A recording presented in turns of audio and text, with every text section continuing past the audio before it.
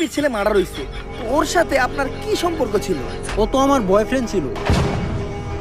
Boyfriend? এই, ওই খুন করছে, ওই হারকিউলিস, ধর রে।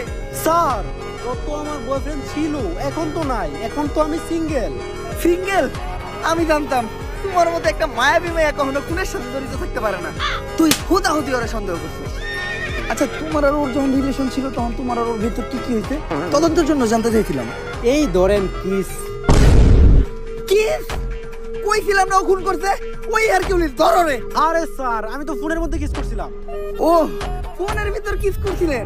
কইলাম না ওর মতো একটা মায়াবী চেহারা মেয়ে কখনো খুন করতেই পারে না। তুই হুদাহুদি ওরা সন্দেহ করছিস। আচ্ছা, ওর সাথে আপনার শেষ কবে কথা হয়েছিল? ওর সাথে আমার শেষ কথা হয়েছিল আমার বিয়ে হয়ে যাওয়ার আগে। বিয়ে?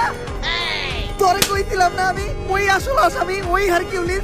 তুই কইতাছস এরকম একটা মায়াবী চেহারার মেয়ে নাকি খুন করতেই পারে না? ধর রে। এই, আপনারা যে আমাকে ধরতে আসছেন, আপনারা জানেন কার সাথে আমার বিয়ে হয়েছে? কেউ কি পরিচয় ওর? ইন্সপেক্টর বরবাদ কাউরে দেখে ভয় পায় না। ও হইল সেনাবাহিনীর কর্নেল। স্যার, চাকরি বাছাইবার চাইলে আয় পড়েন।